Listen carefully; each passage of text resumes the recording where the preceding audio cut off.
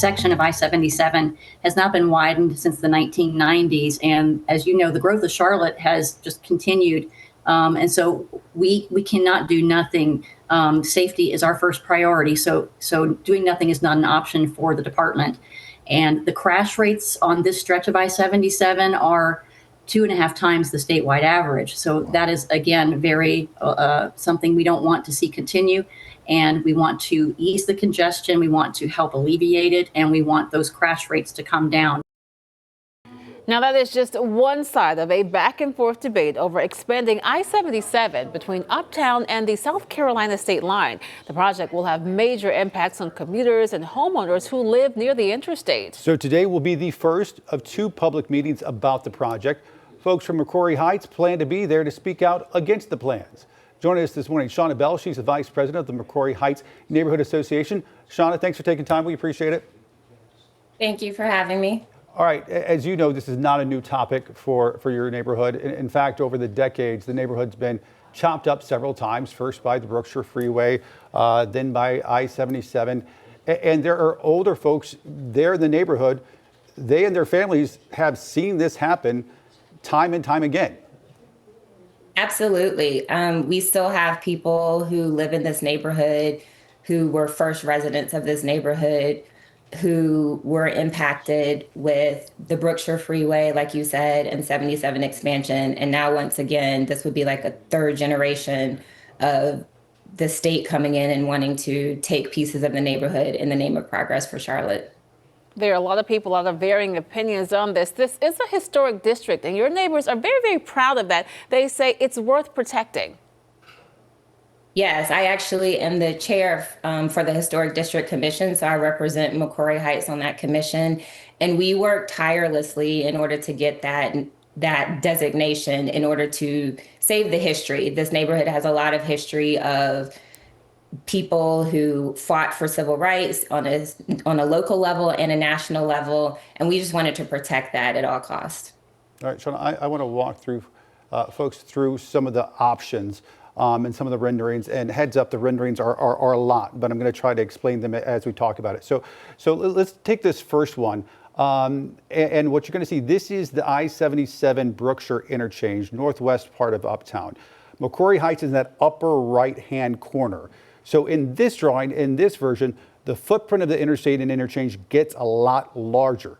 It appears a few homes there on Angel Terrace and Madison Avenue, again, there up in the upper right, would be taken out. Okay, now I want to go to a second option that's a little bit different. In it, looks like the current footprint doesn't change as much and looks like homes might not be touched. That's because the toll lanes would be elevated in that scenario. And we've shown you this before, but this is what that would look like in actual 3D, an elevated tollway above the interstate itself. Is that second option, in your view, any more palatable because it might not infringe on the neighborhood as much? To answer that question specifically, if I had to choose between the two options, if I was forced to, yes. I think that this neighborhood has a history of NCDOT not being transparent with what they are going to do and what they are going to do in order to maintain the quality of life that we have. And so to the point of the first map, like you said, it takes out houses on Angel Terrace. It actually takes out my home, is what it looks like. And so we have not understood what the potential is of one option over the other. And so without that understanding, without just real answers to questions that we asked specifically of NCDOT representatives when they were at our neighborhood meeting in October, right now we have no choice, especially with the history like you talked about before, with things being promised and not being delivered on, but to push back to try to understand why this neighborhood continues to have to be the one to bear the brunt of the progress for Charlotte. And I really think that that's one of the sore points there, why there's going to be a lot of discussion, 2 meetings. In fact, we know how bad the traffic is. We know how much the city is growing, with 157 people a day moving to the Queen City. And DOT is saying that something has to be done. Do you think there's a fair resolution? Like, how do we find, I don't know, a happy medium?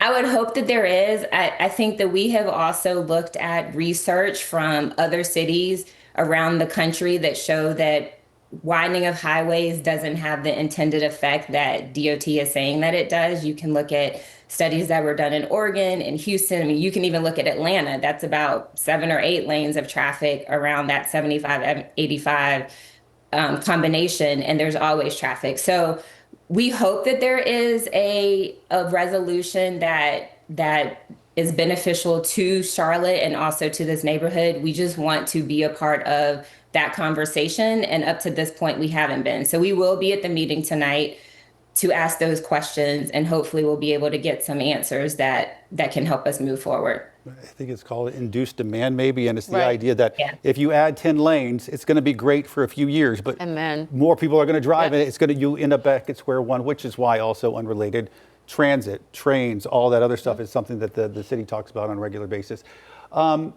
Finally, from the last time I-77 widened about 10 years ago, there is just an empty field there off of Angelo Terrace between the neighborhood and the interstate barrier wall. So if something happens, assuming, as DOT says, they got to do something, Right. are there ways to make projects like this more palatable for neighborhoods, whether it's trails, parks, sound barriers that are aesthetically pleasing, that make something like this a little bit easier to bear?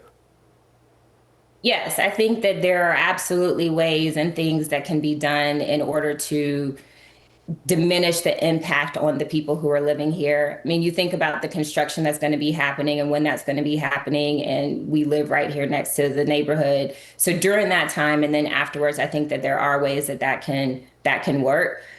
We just, again, like I said, want to be a part of that conversation and want things that DOT says that they're going to do, that they actually follow through on, if that's what it comes down to. Well, they say that this is the early stage. Yes. And these are just drawings and renderings and No final plans. decision. And so hopefully neighbors there in McCrory Heights and Wesley Heights and all the other neighborhoods up and down I-77 will get a chance to actually have their voices heard. Shauna Bell, live for us this morning with McCrory Heights Homeowners Association. Shauna, thank you. Thank you. Thank you so much. And just a reminder, those 2 public meetings starting today, the first one happening at the Innovation Center on Johnson C. Smith University.